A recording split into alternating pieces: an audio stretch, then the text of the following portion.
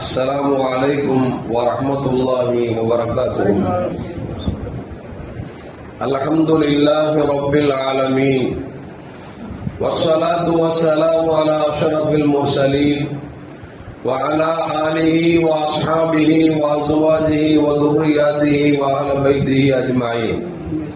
சங்கைக்கும் மென்மைக்கும் உரிய பெரியோர்களே, சகோதரர்களே, எல்லாம் வல்ல அல்லாஹ் ஜல்ல ஜலாலுஹு நாம் செய்யக்கூடிய எல்லா நற்காரியங்களையும் முகஸ்துதியின்றி இஹ்லாஸான முறையில் இறைவனுக்காக மட்டுமே செய்யப்பட்ட நல்வணக்கங்களில் நம் வணக்கங்களை அல்லாஹ் கபூல் செய்து கொள்வானாக. நாம் செய்யக்கூடிய வியாபாரங்களிலும் தொழில்துறைகளிலும் நஷ்டம் இல்லாத ஹலாலான முறையில் நிரம்ப லாபத்தை பெற்று அந்த லாபகரமான வாழ்க்கை கொண்டு தம் தேவைகளையும் தேவை உடையவர்களின் தேவைகளையும் நிறைவேற்றக்கூடிய நல்ல பொருளாதாரத்தையும் உள்ள விசாலத்தையும் அல்லாஹ் அனைவர்களுக்கும் வழங்கிடுவானாக. கஞ்சத்தனம் என்கிற தீய பண்பை விட்டு அல்லாஹ் நம்மை பாதுகாத்துக் கொள்வானாக. நம்மை இந்த உலகத்தில் வாழ வைக்கும் காலமெல்லாம் நோய் நொடி இன்றி உள்ள ஆரோக்கியத்தோடு அல்லாஹ் நம்மை வாழ செய்வானாக. அந்த ஆரோக்கியமான வாழ்க்கை கொண்டு அல்லாஹ் ரசூலை நெருங்கக்கூடிய அனைத்து நல்லவர்களையும் புரியக்கூடிய நல்ல முத்தகீன்களின் கூட்டத்தில் அல்லாஹ் நம்மை ஆக்கியாக்குவானாக.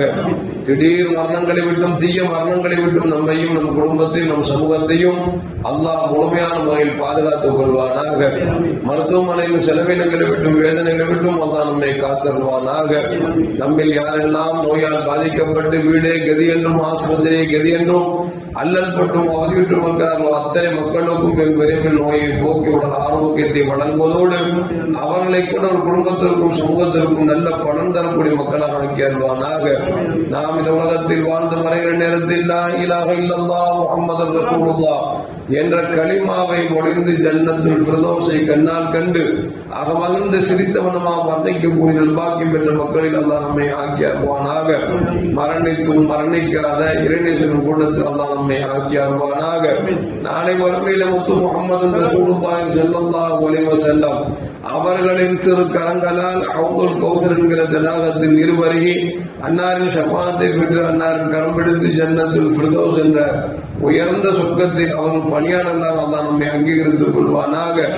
எல்லாவற்றுக்கும் மேலாக இறை அன்பை பெற்று இறைவனை பார்த்து பரவசமடையக்கூடிய அவர்கள் லிக்காவையும் ரிலாவையும் பெற்ற மக்களில் அல்லாஹ் நம்மை ஆக்கியாக்குவானாக. அருமையான மூமின்களே, சையதுனா உமர் இப்னு கத்தாப் ரலியல்லாஹு தஆலா அவர்கள் சொல்லுவார்கள், அபூபக்கர் சித்தீக் ரலியல்லாஹு தஆலா அவர்கள் செய்த 2 நன்மையான காரியங்களை என்னிடத்தில் கொடுத்து விட்டால் என் வாழ்நாள் செய்த அனைத்து நன்மைகள் நான் அவர்களுக்கு சமர்ப்பிக்கிறேன் என்றார்கள் சையதுனா உமர் இப்னு கத்தாப் ரலியல்லாஹு தஆலா. அபூபக்கர் ரலியல்லாஹு தஆலா தங்கள் வாழ்நாளில் எல்லா நேரங்களிலும் நன்மையான காரியங்களே செய்து கொண்டிருந்தார்கள். தான் சொல்றாங்க, 2 விஷயத்தை மட்டும் என்கிட்ட கொடுத்துட்டா ஏன் வாழ்நாள்ல செஞ்ச நன்மையை உள்ள கொடுத்துறேன் அப்படின்ட்டாங்க. அந்த 2 நன்மையான காரியங்கள் எதுவென்றால், கண்மணி முகமது ரசூலுல்லாஹி ஸல்லல்லாஹு அலைஹி வஸல்லம் அவர்கள் மக்காவிலிருந்து மதீனாவுக்கு செல்கிற பொழுது நடந்த நிகழ்வு நமக்கெல்லாம் ஆச்சரியத்தை தரும். பெருமானார் ஸல்லல்லாஹு அலைஹி வஸல்லம் அவர்கள் சஹாபாக்களை குறித்து நீங்கள் ஹிஜ்ரத்துக்கு செல்லுங்கன்னு சொல்லும் பொழுது அபூபக்கர் சித்தீக் ரலியல்லாஹு தஆலா அவர்கள் புறப்பட்டுட்டாங்க. ஸல்லல்லாஹு சொல்லுவாங்க, நீங்க போக வேண்டிய ஆள் இல்ல, நான் போகும்பொழுது என் கூட நீங்க வரணும் அப்படின்னு சொல்லி ஸல்லல்லாஹு அலைஹி வஸல்லம் அவர்கள் மற்ற சஹாபாக்கள் செல்லுகிற பொழுது செல்ல இருந்த அபூபக்கர் நாயகத்தை வேண்டாம் என்று தடுத்து விட்டார்கள். எப்பொழுது பெருமானார் ஸல்லல்லாஹு அலைஹி வஸல்லம் ஹிஜ்ரத்துக்கு போகும்போது என் கூட வரணும்னு சொன்னாங்களோ அன்னையிலிருந்து போய் வீட்டில் என்ன பழக்கம் அப்படின்னா, ஒரு கையில ஒரு விளக்கு, செல்வதற்குண்டான வாகனத்தை வைத்துக் கொண்டு எப்பொழுது உட்கார்ந்து இருப்பாங்க. ஸல்லல்லாஹு அலைஹி வஸல்லம் அல்லாஹ்வுக்கு உத்தரவு வந்துச்சு, நீங்க மக்கா வந்து மதீனாவுக்கு போங்க அப்படின்னு சொல்லி ஸல்லல்லாஹு அலைஹி வஸல்லம் அவர்கள் இரவுல போய் அபூபக்கர் நாயகத்துக்கு வீட தட்டலான்னு சொல்லி போனா கதவு திறந்திருக்கு. அபூபக்கர் நாயகம் தூங்கிட்டு இருப்பாங்கன்னு பார்த்தா பயணத்துக்கு புறப்பட்டு ரெடியா இருக்கிறாங்க. ஸல்லல்லாஹு பார்த்துட்டு கேட்டாங்க, நான் வருவேன் உங்களுக்கு தெரியுமா அப்படின்னு கேட்டாங்க. அபூபக்கர் ரலியல்லாஹு சொன்னாங்க, யார சொல்லலாம், அன்றொரு நாள் நான் ஹிஜ்ரத்துக்கு புறப்படும் பொழுது நீங்க போக வேண்டிய ஆள் இல்ல, என் கூட நீங்க வரணும்னு சொன்னீங்க அல்லவா, அன்றிலிருந்து இரவு தோறும் நான் இப்படித்தான் இந்த நிலையில் அமர்ந்திருக்கிறேன். எப்பொழுது நீங்கள் வந்தாலும் நான் உடனே செல்வதற்கு நான் ரெடியாக இருக்கிறேன் என்று சொல்லி அபூபக்கர் சித்திக் ரலியல்லாஹு தஆலா சொன்னாங்க. சொன்னது மட்டுமல்ல, பெருமானார் ஸல்லல்லாஹு அலைஹி வஸல்லம் அவர்கள் புறப்பட்டுட்டாங்க. புறப்படும் பொழுது தன்னுடைய பணியாளரை பாதைக்கு அமைப்பதற்காக ஒரு ஆளையும், தன்னுடைய மகளை நாங்கள் போனா சமைச்சு சாப்பாடு கொடுப்பதற்காகவும் தங்கள் குடும்பத்தையே அர்ப்பணம் செய்தார்கள். செய்தது மட்டுமல்ல, அந்த நேரத்தில் அவங்க வாப்பா வந்து இஸ்லாத்துக்கு ஏத்துக்கல. அபூ குஹாஃபா ரலியல்லாஹு தஆலா பின்னால் இஸ்லாத்துக்கு வந்துட்டாங்க. அவங்க சொல்றாங்க, போய் முகமது பேச்சை கேட்டுட்டு புறப்பட்டு போயிட்டா அப்படியா, காசு கொடுத்தெல்லாம் எடுத்துட்டு போயிட்டா அப்படியா அப்படின்னு கேட்கிறாங்க. அப்போ அபூபக்கர் ரலியல்லாஹு அன்ஹு மகளார் அஸ்மா ரலியல்லாஹு தஆலா ஒரு பிளேட்ல இந்த கூழாங்கல்ல தூக்கி போட்டு மேல துணி வச்சு சொல்றாங்க, தாத்தாட்ட அப்படிலாம் பயப்படாதீங்க, நம்ம செலவுக்கெல்லாம் காசு வச்சிருக்கிறாங்க அப்படின்னு சொல்லி அந்த காசு இருப்பது போல அமைப்பை காமிச்சு உங்க மகன் உங்க சும்மால விட்டுட்டு போல அப்படின்னு சொல்லி அவங்க ஆறுதலப்படுத்துறாங்க. ஆனா உண்மையிலே எல்லாத்தையும் மாறி வலிச்சாச்சு, ஒண்ணுமே கிடையாது. அபூபக்கர் ரலியல்லாஹு தஆலா பெருமானார் போறாங்க. போன நமக்கெல்லாம் தெரியும் சவுர் குகை. இன்னைக்கு உம்ராக்கு போனவங்களுக்கு எல்லாருக்கும் தெரியும். இந்த சவுர் குகை அப்படிங்கிறது ஒரு எட்டாவது ஒரு இடத்துல இருக்குது. அது போறது ரொம்ப சிரமம். இன்னும் சொல்ல போனா ஹிரா மலை கூட ஓரளவுக்கு ஒரு உயரம் தான். சவுர் மலை இருக்குது, அது ரொம்ப ஹைட்டு. அது இந்த இடத்துல போகும்போது யாரும் உள்ளே விடல. அந்த அளவுக்கு ஒரு ஹைட்டான இடத்துல அபூபக்கர் நாயகம் ஸல்லல்லாஹு போறாங்க. போனா ஸல்லல்லாஹு சொல்றாங்க, இந்த இடத்துக்கு தங்கிக்கலாமே அப்படிங்கிறாங்க.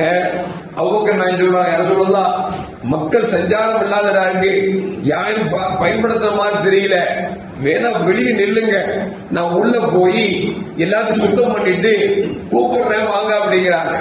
அபூபக்கர் நாயகம் உள்ள போனாங்க. பார்த்தா அங்க பொது குடியா இருக்குது, ஹோல்ஸா இருக்குது. இருக்கிற துணியை கிழிச்சு அடைக்கிறாங்க. எல்லாத்தையும் அடைச்சாச்சு, ஒரே ஒரு ஓட்டம் மட்டும் அடைக்கிறதுக்கு துணி இல்லை. என்ன செய்யறாங்க அப்படின்னா, அந்த ஓட்டையில தன்னுடைய காலுடைய பெருவிரலை வச்சு அடைச்சுக்கிட்டு ஸல்லல்லாஹு கடந்து வந்த பாதை 3 நாள் பயணம் உள்ளவா, மேல சவுருக்கு உள்ளவாங்க அப்படிங்கிறாங்க. சவுருக்கு ரசூலுல்லாஹ் உள்ள போனோன்னு அபூபக்கர் நாயகம் சொல்றாங்க, ரொம்ப களைப்பா இருக்குத, மடியில படுத்துக்கலாமா அப்படின்னு கேட்கிறாங்க. அபூபக்கர் நான் இதை கொடுத்து வச்ச பாக்கியமாச்சே, படுங்கன்னு சொல்லி படுத்து வைக்கிறாங்க. ஸல்லல்லாஹு படுத்து உறங்கிட்டு இருக்கிறாங்க. எந்த பொந்துல காலை வச்சு அடைச்சாங்களோ அதுக்குள்ள இருந்து ஒரு விஷச்சந்து, அது பாம்பென்று எழுதுகிறார்கள். அது அங்கெங்கும் திக்கு முக்காடி பார்த்துச்சு, எல்லா இடமும் அடைச்சிருக்குது. ஒரே ஒரு இடம் மட்டும்தான் மனிதனுடைய கால் தெரியும் சொல்லிட்டு அது ஒரு நறுக்கு கொண்டுச்சு.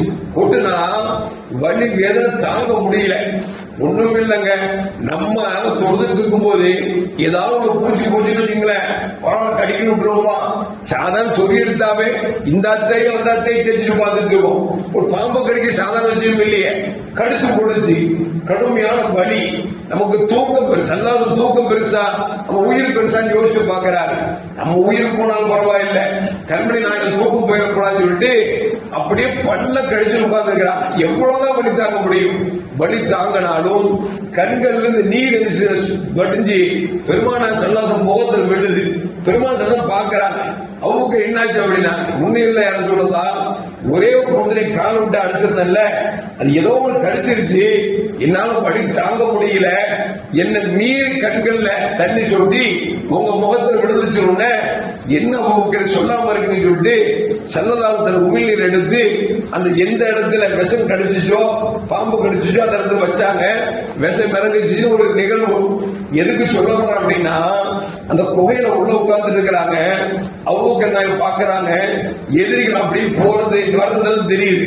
ரசூலுல்லாஹ் சொல்றாங்க, யார சொல்லதா, ஒரு பேனாவோ அல்லது சீப்போ கீழே விழுந்து அவன் குனிஞ்சு எடுத்தான்னா நம்ம எல்லாம் தெரிஞ்சுருவோமே, நம்மளை கொண்டுருவாங்க அப்படிங்கிற விதத்துல யார சொல்ல எதிரிகள் போயிட்டு இருக்கிறாங்க, குனிஞ்சா தெரிஞ்சுவாங்க. ஸல்லல்லாஹு சொன்னாங்க, அபூபக்கரே நீங்களும் நானும் நினைக்கிறீங்களா? நீங்க தப்பான கணக்கு போடாதீங்க. இன்னல்லாஹ மானா, நம்மோடு அல்லாஹ் இருக்கலாம் அப்படின்னு சொல்லி ஸல்லல்லாஹு அபூபக்கர் நாயகத்துக்கு ஆறுதல்படுத்துறாங்க. அங்கேயும் பாருங்க, அபூபக்கர் நாயகத்துக்கு தன்னை கொண்டுருவாங்க பயம் இல்லை. என்ன பயம் அப்படின்னா, ரசூலை ஏதாவது பண்ணிடக்கூடாது அப்படிங்கிற ஆதங்கம். அது மட்டும் இல்ல, போற இடத்துல வர்ற இடத்துலாம் செல்லாசம் போவாங்க, திடீர்னு வலது பக்கத்துல போவாங்க, திடீர்னு இடத்துல பக்கம் போவாங்க, திடீர்னு ரசூலுல்லாஹ்க்கு முன்னால போவாங்க, திடீர்னு ரசூலுல்லாஹ்க்கு பின்னால போவாங்க. இப்படி நாலாபுறத்தில் பெருமானார் அவர்களை பாதுகாத்து பாதுகாத்து பார்த்து போனாங்க. இந்த ஒரு அமல், இரவுல நடந்த இந்த ஒரு அமல். இன்னொரு அமல் என்ன அப்படின்னா, ஸல்லல்லாஹு காலத்துக்கு பிறகு சில சஹாபாக்கள் செஞ்சாங்கன்னா ஜகாத் தரமாட்டேன்னு சொல்லிட்டாங்க. ஜகாத் தரமாட்டேன்னு சொல்லிட்டாங்களா, அவங்களுக்கு ஒரு சாஃப்ட்னஸ், ஆளே அதிர்ந்து பேச மாட்டாங்க. அவங்க சொன்னாங்க, ஜகாத்துடைய பொருள்ல ஒரு ஒட்டகத்தின் மூக்கணங்களுக்கு கூட ஜகாத் கொடுக்கிறேன்னா நான் வண்டியில் போறது கொஞ்சம் வேகமா கிளம்பினாங்க பாருங்க. அந்த இரண்டாவது அமல், இந்த ரெண்டு அமலையும் கொடுத்துட்டா நான் என் வாழ்நாள்ல செஞ்ச அமலையெல்லாம் கொடுத்தேன்னு சொல்லி உமர் ரலியல்லாஹு தஆலா சொல்கிறார்கள் சொன்னால், அருமையான மக்களே, அந்த சவுருக்கு நிகழ்ச்சி நடச்சோம்னா நம்ம எல்லாம் தாங்கிக் கொள்ள முடியாது. அப்படிப்பட்ட தியாகத்தில் மிகப்பெரிய தியாகம் செஞ்சாங்க. ஒரு கட்டத்துல ஆயிஷா மடி ரசூலா படுத்திருப்பாங்க, வீடு வானம் திறந்து வானம் பார்த்த வீடு, படுத்துட்டு இருக்கும் பொழுது வானத்தில் நிறைய நட்சத்திரம் இருக்கும். ஆயிஷா கேட்பாங்க, யார சொல்லலாம், இந்த வானத்தில் நட்சத்திரம் பார்த்தீங்களா எவ்வளவு அழகா இருக்கு, அம்மா அழகா இருக்குது, இந்த நட்சத்திரத்தை என்ன முடியுமா, என்ன முடியாது, இந்த நட்சத்திரத்தை அளவுக்கு யாராவது அமல் செஞ்சிருப்பாங்களா அப்படின்னு ஒரு புதிர் போட்டாங்க. ஸல்லல்லாஹு சொன்னாங்க, உமர் ரலியல்லாஹு அன்ஹு அமல் செஞ்சிருக்காங்க அப்படின்னு, அப்படின்னு எங்க பாப்பா அப்படி இழுத்தாங்க. ஸல்லல்லாஹு சொன்னாங்க, உங்க பாப்பா செஞ்ச அமலுக்கு இதெல்லாம் ஈடாகாது அப்படின்னா, ஒரு அமலுக்கு ஈடாகாதுன்னா அந்த அளவுக்கு அபூபக்கர் சித்திக் ரலியல்லாஹு தஆலா அவர்கள் ஸல்லல்லாஹு அலைஹி தியாகத்திலும் தியாகம், பெரும் தியாகம் செஞ்சாங்க. எல்லா சஹாபாக்களும் செஞ்ச உதவிக்கு ரசூலுல்லாஹி ஸல்லல்லாஹு அலைஹி வஸல்லம் செஞ்சுட்டு அல்லாஹ்ட்ட நன்றி செலுத்தினாங்க. அபூபக்கர் நாயகம் விஷயத்துல சொன்னாங்க, அல்லாஹ்வே நீயே உங்களுக்கு போதுமானதை ஒப்படைச்சாங்க.